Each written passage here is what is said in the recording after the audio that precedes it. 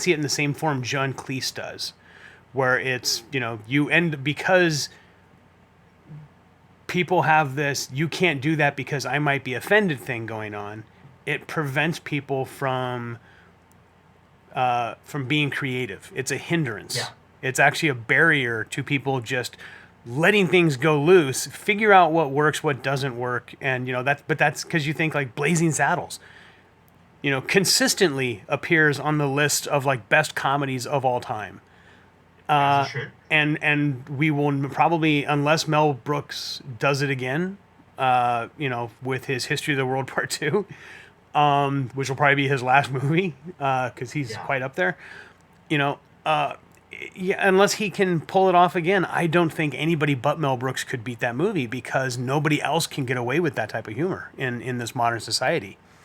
And so that bothers me, because it's like I do agree with the philosophy of it, of being respectful to all types and all people and things like that. But I do think that whole you can't make fun of it because it might offend somebody really takes the joy out of being creative, Yeah. because you have all these barriers that make you have to stop and think. And that's why I like Animaniacs. Animaniacs really push the envelope, and even they're kind of look like some of the Animaniac stuff is even frowned upon, and I'm just like, why? Yeah.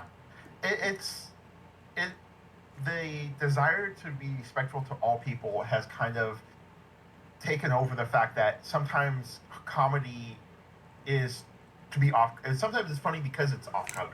Well, the whole like And I explained it once before. Like the purpose of comedians is to find the line, yeah, and you can never find the line if you're not crossing it. It's not, you don't know where that line is until you've gone too far. yeah, And so you have to periodically go too far. Now, don't go Louis C.K. and walk around flashing your junk. That's just stupid, you know. But as far as the jokes go and Bill Burr and stuff like that, I'm all for it. Like I really do. I still love.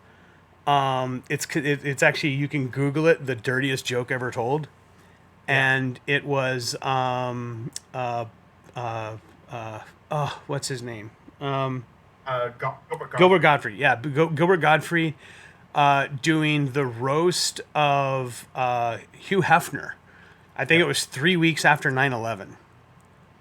And he said, so, I think he opened up with saying, sorry I'm late. My plane had a stopover at the Sears Tower.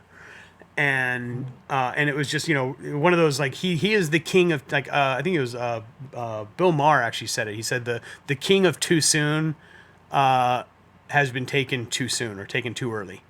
Yeah, But yeah, he was one of those people who felt that nothing was off limits. And whether or not you liked his humor or his jokes, I always respected that he was willing to try anything. But yeah, yeah, so he cracked this joke, and immediately the audience turns on him. And they're booing him and taunting him and stuff like that. So he cuts into this joke called The Aristocrats, which is Oh yes. like this Classic. just horribly like ridiculous. It's a legendary joke among comedians because it is so raunchy and offensive, and there's so much wrong with it. And he pulls it off in front of this crowd, and this crowd who had been booing him just seconds before is suddenly like on the floor laughing their asses off because he just sitting there like, I've already lost the crowd, I might as well go for it. And Yeah, he went right for the worst thing possible, and in the end he won the crowd. And I do think that's one of those magic moments that again, that whole concept we're talking about, like how woke culture prevents people from being creative.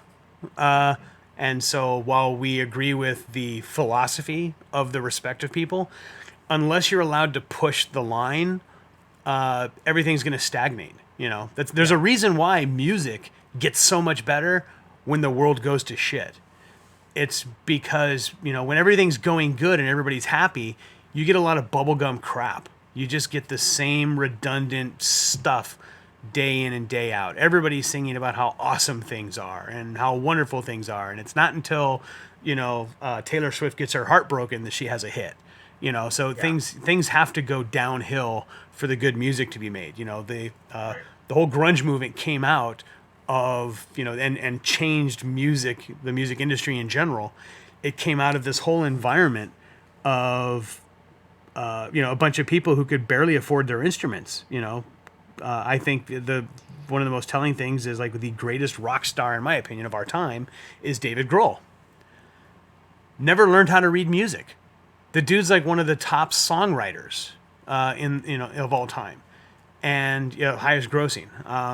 And he's just this amazing multi instrumental talent. Doesn't know how to read music because he self taught himself everything. The first Foo Fighters album, he plays every single instrument on the album because there was no band called the Foo Fighters. It was literally him just Yeah. doing stuff under the moniker Foo Fighters so that people wouldn't know that it was a Nirvana member who was goofing around doing music. But that whole thing of these poor kids, singing about their lives